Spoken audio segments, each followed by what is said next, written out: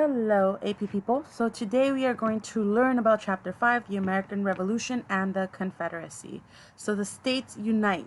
So at this time, we are having a lot of problems with England. They're imposing all of these taxes on us. We just had the Boston Tea Party. They're not very happy with us, and we have all these problems with England. So we're not in a happy place. And we know that we just had that we're trying to resolve things because we're still part of the British Empire. So what the colonists did is that they passed this olive branch petition. What it was written after Lexington and Concord, the first official battles in the Revolutionary War. And what happened was that it was an olive branch. We're extending a peace branch to the King of England, an appeal to the king to stop the conflict. However, it was rejected by King George III. So we were trying to play nice and resolve our problems peacefully through the olive branch petition, but it was rejected by King George. So it was kind of like, no, we're not going to forgive you. Most Americans in 1775, when this was written, wanted to go back to salutary neglect. If you remember what salutary neglect is where the king of England, they still control us, but they kind of let us do our own thing. They're not overseeing us at every single thing that we do. We pretty much do our own thing, and they just oversee us. They're not on us like nagging parents. We're just doing our own thing. They did not want independence. We still wanted to be part of the British Empire. The British, however, because King George rejected the olive branch petition and they were getting ready to put down their military force on the colonies, the British started to recruit to fight in the Americas. So they were ready for a fight, but they didn't want to fight it themselves. Remember, it was very expensive to bring over the redcoats, the soldiers from England. So what they did is that they started to recruit Native Americans, Southern slaves, by promising them that if they joined the British Empire and they helped them win, they will gain their freedom. This angered a lot of Southerners. As you see, slavery was very important back then. And also very important, the Hessians were German army men or army militia that they would help suppress the colonists.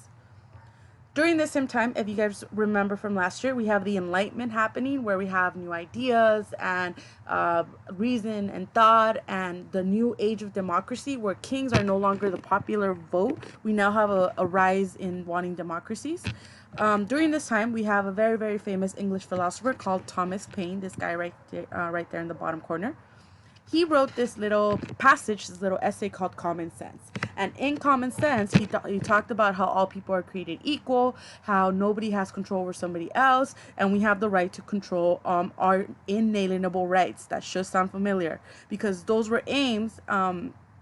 Many Americans use this when as ideas to support why they wanted a revolution, and it was aimed at Americans that were on the fence on whether to join the revolution or not.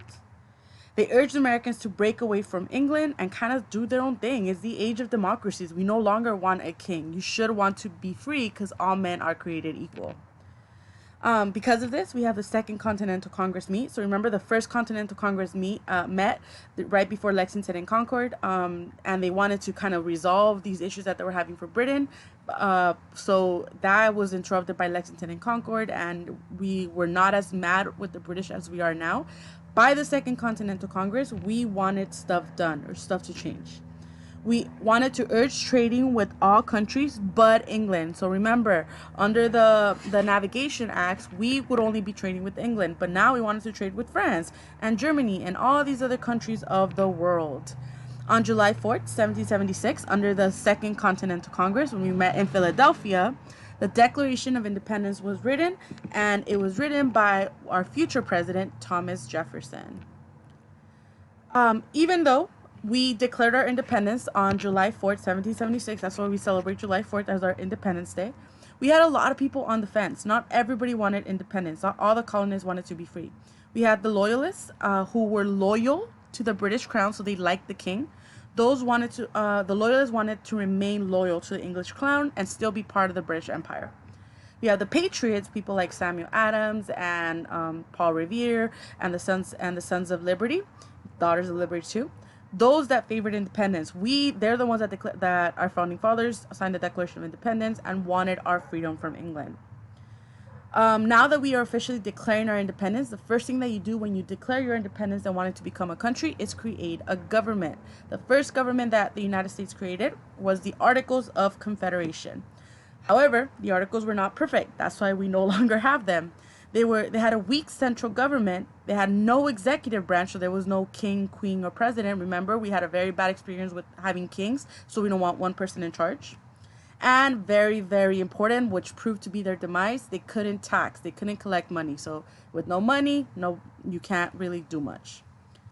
And then we have the Revolutionary War. During the Revolutionary War, we're not going to go too in depth into this because the test is not going to ask you to tell me specifics about the war, but so just some overviews. France did play an important role in our aid, so they helped us win the revolution. And one of the most important battles of the war was the Battle of Saratoga, where we kind of turned the tables on them and defeated the most powerful country in the world at that time. We have the creation of state governments after we became a country, where republicanism becomes a thing. All power comes from the people. This idea of the Enlightenment time and the Enlightenment thinkers like Thomas Paine. Equality for all, yes, that's what was preached, but in reality, as you guys know, slaves still not technically were not considered people. Women had very few rights. So yes, equality for men if you had property, if you were white, and if you were a male. We have state constitutions starting to rise. Governors could not hold seats in legislatures, but you could send representatives to be part of the state constitution. However, like I said before, property requirements for voting. So you had to have some sort of money. You couldn't be like a peasant. You had to have some sort of money to be able to vote. We have religious tolerance. We have, remember, all those people came from England and founded Maryland and all those different colonies in the beginning because we wanted religious freedom. So hence, when we create our own country, we want a statue of religious freedom. We do have slavery, as you guys know, which even though slavery was a big issue or a big thing of America, and it still existed for many, many years, it was outlawed in the North because in the North, they didn't depend that much on slaves. They didn't have these huge plantations. They had more factories and trading and ship making, so they didn't focus on slavery. So they outlawed it all in all the northern states.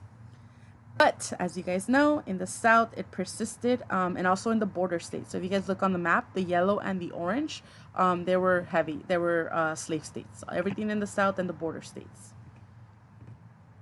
The search for a national government. The Articles, our first form of government.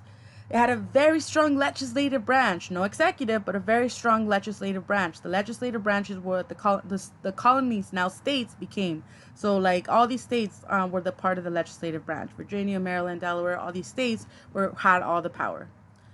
The powers under the Articles, they could conduct foreign relations, so they could be diplomats and talk to other countries and negotiate treaties. They could borrow money from other countries. That's why we were in huge debt after the war. So we couldn't levy taxes, but we could borrow. And if you ever know somebody that just borrows money, eventually you're going to have to pay it back. So that's going to become a problem in the future. And the power was not given, powers not given under the Articles, which is why it failed eventually, was that they could not regulate trade, which means that the federal government cannot tell Virginia, Maryland, Delaware, New York who to trade with. They could trade with whoever they want, even if they're not friends of the United States. The federal government could not regulate trade. And very, very important, they could not collect taxes. Without being the power to collect taxes, without the power of the purse, you can't really do much, and that was a huge problem. And most importantly, very important, it required all 13 colonies, actually all 13 states now that we were a country, approval to amend the Articles. So if you guys have ever been part of a group of more than 4 people, you know how hard it is to get everybody to agree on something. So imagine getting 13 states to approve on something. And representation was equal for each state. So no matter how big or small you were, everybody got one vote. So little New Jersey got the same vote as big New York. And that, in some cases, was considered unfair. We have foreign policy problems. Britain did not follow the Treaty of Paris of 1783. The Treaty of Paris was signed after the Revolutionary War, after we won it, thanks to the help of France. But they did not follow it. They just pretty much continued to do their own thing. This is going to become a problem, which is why in the future lessons that are in the next couple chapters, we're going to learn about the War of 1812, which is often considered the Second Revolutionary War. So even though we won the first one, Britain still did their own thing. We had the Land Ordinance of 1785, which basically stated that Congress could sell Western land. So again, this land that we now inhabit, that we moved the Native Americans from, we now keep taking more and more without any consideration for anybody that lives there. And we're gonna see how that affects the Native American population. We have 36 sections. Sales from one section went towards public schools and all this other stuff. So whatever land was sold, a portion of that would go to public school. Again, a focus during the early days was education. Northwest Land Ordinance of 1787, very important. Once the territory reached 60,000 people, so once they became a stable enough amount of people, settlers living there, it could apply for statehood. That's how we were becoming bigger and expanding. It allowed the U.S. to expand the Northwest Land Ordinance, very, very important. And also, that was going to become a problem later on, slavery was banned in the Northwest Territory. So in the new territory that we were getting, slavery could not continue. And this is going to become a problem later on, eventually leading to the Civil War. So keep that in mind. New land means new problems and the debate over slavery. You have the Treaty of Greenville, the treaty with Native Americans forcing out of Ohio and Indian territories. Basically, that means is that whenever we want a land, we're going to take it and we're just going to keep moving you guys to land, the Native Americans to land we don't desire. We have the post-war depression of 1787. War is expensive. War is very, very hard and very expensive. So hence, after the Revolutionary War and the inability for Congress to tax, we went into huge debt. So the country was in huge debt and caused a mini depression during that time. The articles couldn't enforce taxation, so we were pretty much stuck in this endless loop of financial ruin. The farmers, many were in debt because they favored increasing the money supply, so they wanted more money in the system. And it became a battle between farmers versus the wealthy. The wealthy that didn't want more money because it would devaluate theirs, and the farmers wanting more money so that they could start paying it back. It became a constant struggle between the classes. And it eventually erupted in Shays' Rebellion. You are most definitely going to be asked about Shays' Rebellion on the test. So know about Shays' Rebellion. In Shays' Rebellion, Daniel Shay was a farmer who also was a soldier during the Revolutionary War. He called for soldiers and farmers to come together and demand that we have paper money. Remember, we don't. They want more money in the flow and the economy so that they could pay back their debt. They want tax relief because at this time the legislature of Virginia kept taxing them like crazy, and everybody was just taxing because we were in huge debt, so we need to make money somehow. So they put a bunch of taxes, which was not favorable. Remember, that's why we got mad at the British for. And to eliminate imprisonment for debt. So back in the day, if you couldn't pay your debt, you would go into prison, and that became a huge problem of the class clashes. And an end to foreclosure. So foreclosure when they take away your farm or your home. The significance of Shays' Rebellion is that it showed that the Articles were weak and they had no military to protect themselves. So it showed that we need a strong central government. Hence the Constitution coming about in the next chapter. And more people advocated for a strong central government. So this is setting the scene for the next chapters.